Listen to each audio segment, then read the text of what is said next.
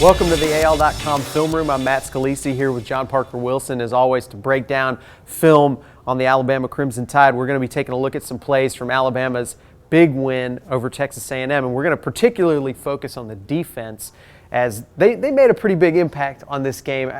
John Parker, how big is it for an offense when they get to the end of a game and realize the defense spotted them 21 points? It's huge. You know, it's a nice security blanket for the offense to be able to go out there and know that they just move the ball and maintain possession, that the outcome of the game is probably going to be favorable. I think our defense is playing super well. We've been talking about all year the defensive line is playing great. We'll talk about this, get into it. But Kirby Smart's got these guys on defense playing at a very high level, and I think the recruiting that's been going on is really showing out the field with the players that we have.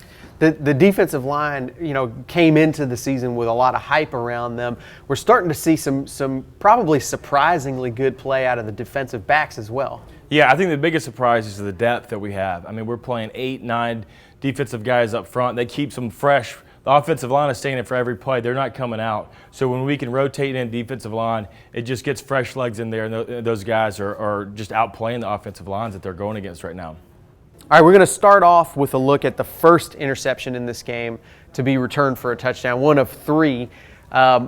Take us through what happened on this play. What did the quarterback Kyle Allen see that led to this interception? Yeah, so just starting out, this looks like it's Minkah Fitzpatrick who's in the right spot at the right time, makes a good jump on the ball, and then kind of just coasts in the end zone. It's nice to see him just jog.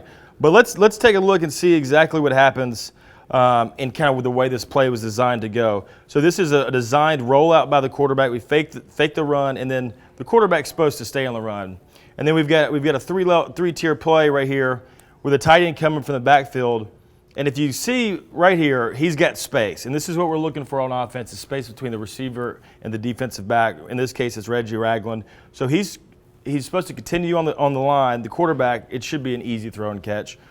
The only thing that happens is DJ Petway recognizes this very quickly and gets upfield and tries to seal off the outside. This makes the quarterback pull up, and now he's late. So when the ball should be in the air right now coming to the receiver. Instead, he's got to pull up. The ball's late. He's got to throw it high and quick, and then this is where Minkah comes in and can just coast in. So it's the defensive line sealing off the edge, making the throw being late. The timing's off. Now it's easy throw and catch. Right here, we'll see DJ, see it, recognize it, and then that burst up field is what disrupts the play right here. Second quarter, another pick six. This thing is starting to get away from Texas A&M here after this play. Let's go through what happened on this one. Yep, so not a lot to be said about the defense. The offensive line actually has a good pocket. The quarterback can hitch up. He's got room to throw. This is just our players making plays. And I want to look at the defense right here gaining confidence. So we pick the ball off.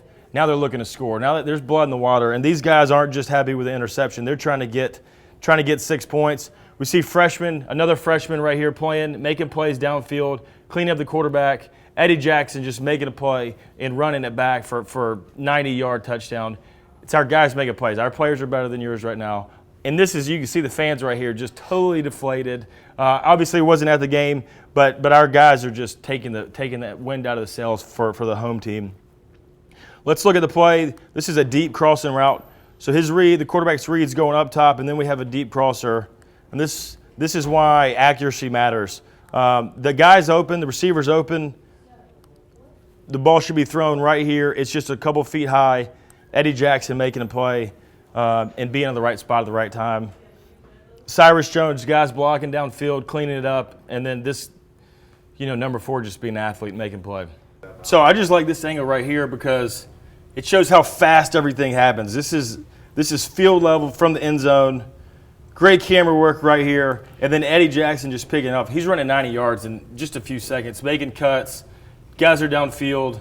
And this is what good recruiting will do for you right here. Guys turn the ball 90 yards.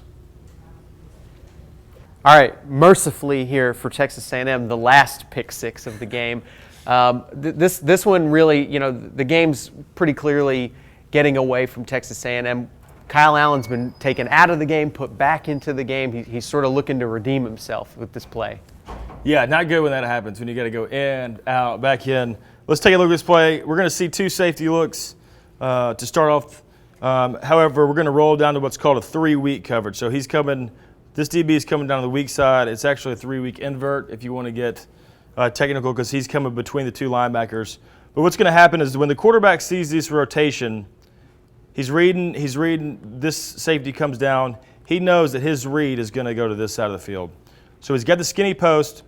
The number 2 receiver is to hold this guy and clear out this defender. Right here, we can see good coverage. He wants to throw the ball, but now at this point it's too late. The play's not there. If he throws it, it's a pick. He knows it, so what he does, he pulls it down. So the coverage is great. Now the defensive line is cleaning up. This would have been a coverage sack, except the quarterback makes a bad decision. It's late in the game. We're up. He's got to do things that he typically wouldn't do. Throw the ball late across the middle, something as a quarterback that is rule number 1. Minka Fitzpatrick, once again, in the right spot at the right time. Guys downfield blocking. Last one he just coasted in. This one he turned on the jets and shows his athleticism. John Parker, this weekend, a big one for Alabama against Tennessee. They've struggled a little bit in the last couple of years defending Josh Dobbs, the quarterback for Tennessee. He's a mobile guy. When you look at a defense like this and what we've just watched, how are they positioned to defend a guy like that can get outside the pocket and make plays on his own? Yeah, Josh Dobbs, if you remember last year, came in against us. Didn't start the game, but came in and played really well in the second half and made the game close at the end. So Alabama, we've got to change gears a little bit, and I think this is when Kirby Smart and Coach Saban's scheme comes into a little bit. So rather than rushing another linebacker, maybe he drops back in spies, or we use a nickel to come in and replace that. But it's definitely something you talk about in your game plan when you have a mobile quarterback that is as good as he is. I think this week it's a big week for Alabama. It's a big week for Alabama fans. This traditionally is a very fun game. You don't like Auburn, but you hate Tennessee as an Alabama fan. Coach Cochran's playing the Rocky Top in the weight room all week, so it's a big week for the players. And just like any other SEC game, you play a big one on the road against A&M. Now you got to wake up and play Tennessee. So players got to make a quick turnaround and get ready for this one.